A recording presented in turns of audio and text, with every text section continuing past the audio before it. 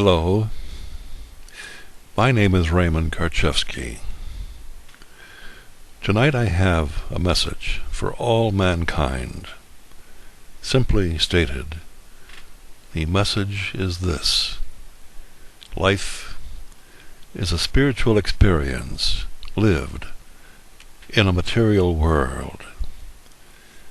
To all those whom I have met in my lifetime, and who function at a variety of levels of consciousness, to each and every one of you, I say that I must heartily disagree with any collective consciousness promoted as a solution to world problems.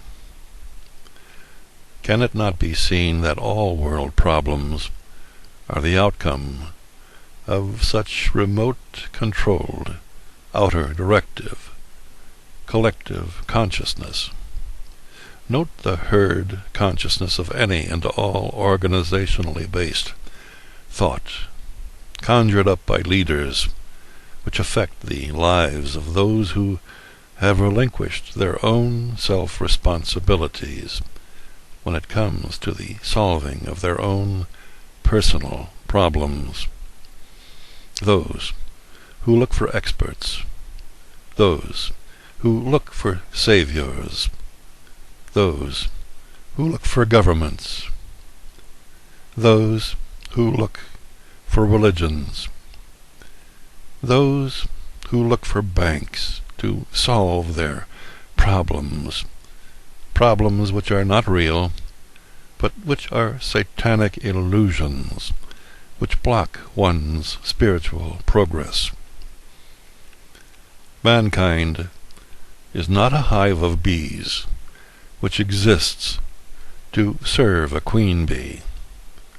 Mankind is not a colony of ants, a mindless, striving swarm of collective consciousness, driven by some one single invisible intelligence, programming its mass to perform in service toward a single agenda.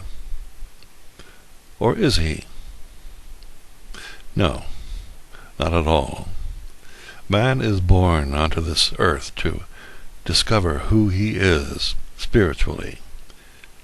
He must walk the walk of confusion, born of adherence to not understood collective thought, to be freed from such satanic bondage.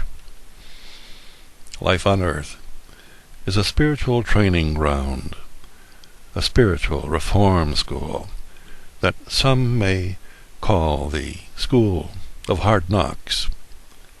The teacher is experience. There is pain, there is suffering, conflict, and confusion, and dualistic isolation abounds. Yet there is also peace.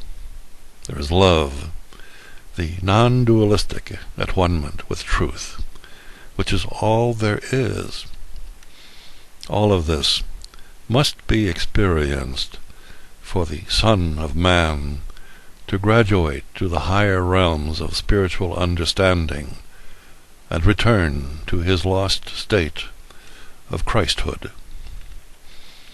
True freedom, peace, love arise when the conflict of satanically ruled intellect is understood and transcended. It is a fearful journey for most.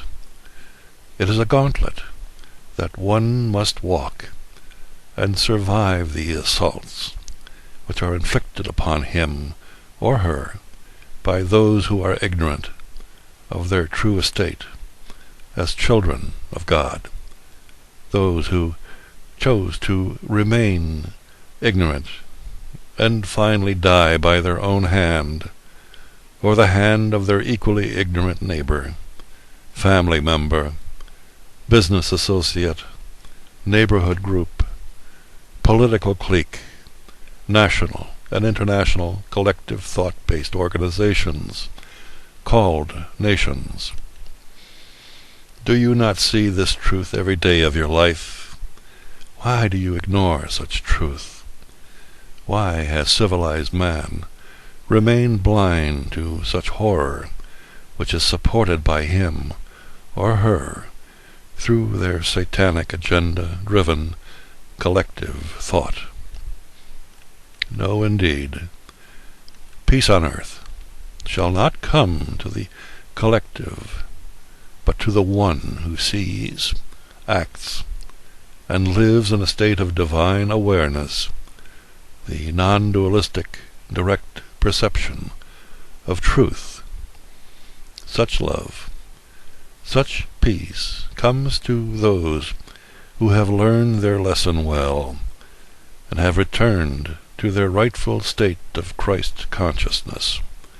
Simple men and women of truth. Those who are unconflicted in consciousness, and who walk amid the struggle and strife of their fellow man as a light to the darkness which rages in such collective ignorance. Such a man or woman serves as a spiritual lightning rod which absorbs the hatred, confusion, the attacks of his fellow man who lash out at such a man or woman who clearly does not fit in to their familiar, collective, yet divisive thought patterns. It is only when quietness of mind is achieved, when the mind dies and divine awareness is reborn, that the collective hell-bound begin their spiritual restoration, but not before they have experienced the slings and arrows and clubbing they have endured from their personal gauntlet. That is what is in store for all Christs who presently suffer from amnesia of their true spiritual estate. The sovereign men and women who dream they are slaves,